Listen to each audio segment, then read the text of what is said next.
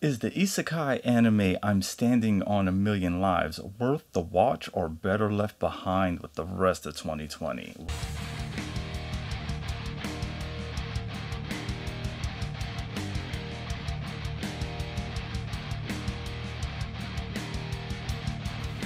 Welcome all you misfits and metalheads to the cutting room floor.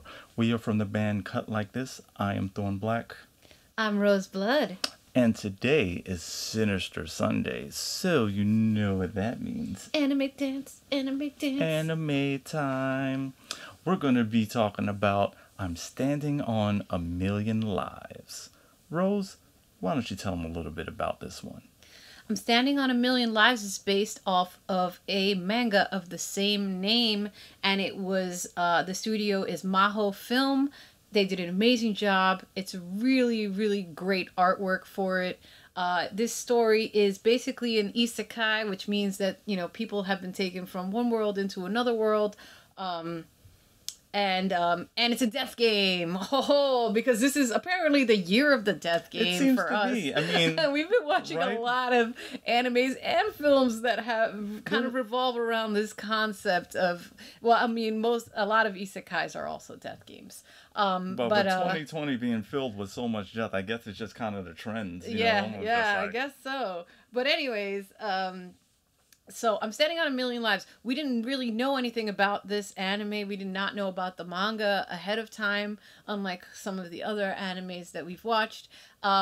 This is badass. All right, the main character is Yotsuya Yusuke, and he and his classmates Shindo Yu and Hakozaki Kusue all get transported into this world. One of them has already been in that world ahead of time, and then she basically, tells him to meet her after school, because she was told to by the game master, and he gets drawn into the world. This is a little interesting, and he has to get somebody else and bring them into the world. Yeah, also. I found that it's interesting that just a bunch of people weren't necessarily dragged in at the same time. It wasn't just like, oh, you were here, figure it out, Yeah, and also this is a world where once they beat whatever the challenge is for that particular round, they end up going back into the real world. So it's a little bit different from some other anime where they're just straight up stuck in that world. In this one, it's like, they're I think they're taken back pretty much, at the same, point in time at which they left. It doesn't matter how long they are in the game world. They'll get transported back to the real world in a normal, amount of time, so nobody notices that anything has happened. So, of course, they don't have a choice in this at all. They're just taken, and it seems to go level by level. They increase the amount of people that are in their party. So level 2 will have 2 people, level 3 will have 3 people, and then the game master will contact them in their world and tell them to go here and meet so-and-so or do something, and that will directly affect the progress of your next mission in the game world when they take you back, because you're not going to have a choice. So you may as well make this work in your benefit, because in the game world, if you don't finish the mission, you're dead. That's it. And you're really dead. Game dead over. In you're real dead. Life. In the game, you can die as long as one person in your party is alive. You can respawn. So there'll be like a respawn timer, and it'll I think it's vary. about like 5 minutes or something like that. No, it Maybe varies depending on the challenge. It starts out around 30 seconds, and then it keeps getting harder level by level. The respawn time keeps increasing. If you are in a place where if you respawn, you'll immediately die, then you just end up in a kind of stasis until you are someplace where you can actually properly respawn.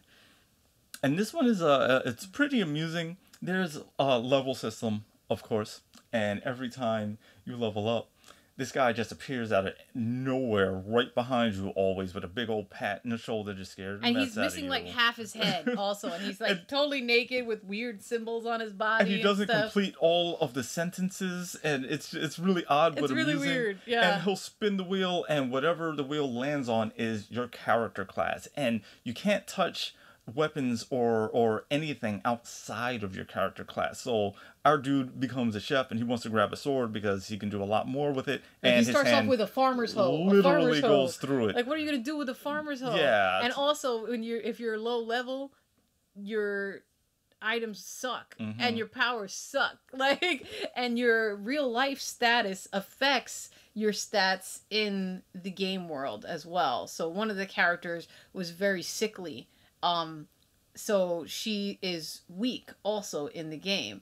And, you know, after they've leveled up a bunch in the game, when they go back to the real world, she's actually a little bit stronger. So it actually works both ways. Some of the strength that you've gained from being in the game world does transfer over into, it's not perfect. It's not an immediate, like, you know, she's not totally restored to health, but she's a lot healthier than she was.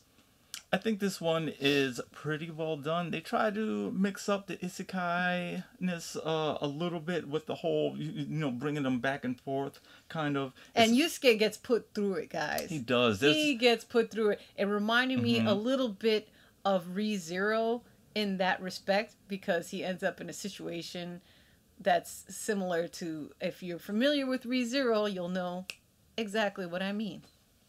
Yeah. I'm not going to give it away, so you're just going to have to watch it and find out. There's some interesting character growth and realizations of some things that happen in this world with some of these guys.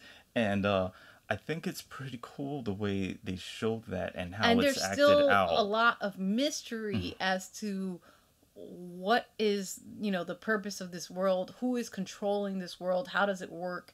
There's a lot of mystery still, even when you finish this season. Is this world real? Is it a game world? There's a lot that to question in here, and a lot of these questions get brought up, and our character is dealing with it. And I found it interesting to see his reaction to some things when certain things were not as he thought they were. Exactly. And one of the characters, it's interesting because she is like a very popular person in school, and she's, you know, she's like excelled, you know, and, you know, you see why she tries so hard later on as you learn more about her character, because you kind of start off like, oh, this is just like the popular girl or whatever. It's like, no, like she actually worked really hard because of certain reasons that I'm not going to get into. But it's really cool to see, you know, all of the characters get a bunch of different, you know, you learn a lot more about them as the story goes on. You know, the other character is actually a character that's not popular at all. She's actually being bullied by her fellow students, and Yusuke actually saves her from them, but then she actually gets mad at him. It's like, what? You know? So it's interesting because she just wants to be, you know, to have friends, and she's willing to put up with that kind of stuff, and he's really not. He's not cool with that at all. Nope. Which I admire about him. He's a really interesting character. He is a really interesting character. He's very likable. He tries really hard. And at first, actually, he starts off not really caring about anything. He's actually super practical, and he's just in like a very callous way. You're just like, damn, dude, like, damn, like they're like, really? He's like, whatever, we'll just respawn. Who cares? Like, you know, so what if you die? You know what I mean? Like, he's very casual about certain decisions he makes because he's also a gamer too. And so he's very practical about certain things, and you know, they're like, why aren't you more like concerned about us? And he's like, whatever, you're gonna come back to life, right? Respawn, so right? As long as we don't all die. Do you want to die for real, or do you want to respawn in a little while? So he doesn't think anything about using somebody as bait for whatever, you know what I mean? Like, he's real. He's real down and dirty, actually. Yeah, I like him. It's just an interesting guy. Yeah, and it only escalates over time. Yeah, it does. So I don't want to give too much more about this one away. I think we should probably just cut to the rating. All right, let's do it. Thorn Black, what is your rating? All right, I think I'm going to give this one a solid 4 out of 5 chainsaws. This was a really fun watch. I enjoyed it. I like the little new things, the nuances that they tried to do to make it not just seem like every other isekai out there. I feel like they succeeded in putting their own little flavor on it. And I was looking forward to this one from week to week. Definitely. I love the artwork. The main artwork is him with his little farmer hoe and like a silhouette, and he's standing on all these bodies and weapons, just like a hill. You know, I really dug it. I thought that it was really cool. It's really funny because his, the two girls that are in it like get cool classes, and he's like a farmer or a chef. Like he keeps getting like the worst roles of all time. Homeboy's rolling ones and twos. You know what I mean? Like he's just like getting scraping the bottom of the barrel. It's pretty comical of when the when it classes gets to you that could part. get. So that actually was another thing that I thought was really amusing, because it kind of turns the whole idea of like, okay, well, I'm in a game world, so I'm gonna be this cool badass thing. I'm gonna be overpowered and nope, nope. Good luck with that. And then in the very beginning they're just like, oh, I'm magical, but then like she can only make like a little puff of fire. You know what I mean? Like it's like nothing. They're like, and damn. He's like, give me that. I can do better. And his hand goes through it because you can't touch things that aren't in your class or a class that you've had before.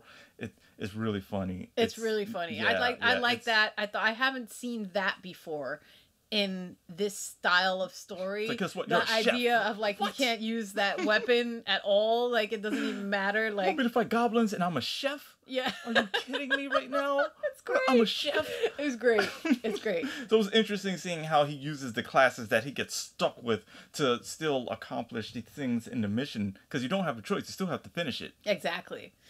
Because if you don't, you'll die.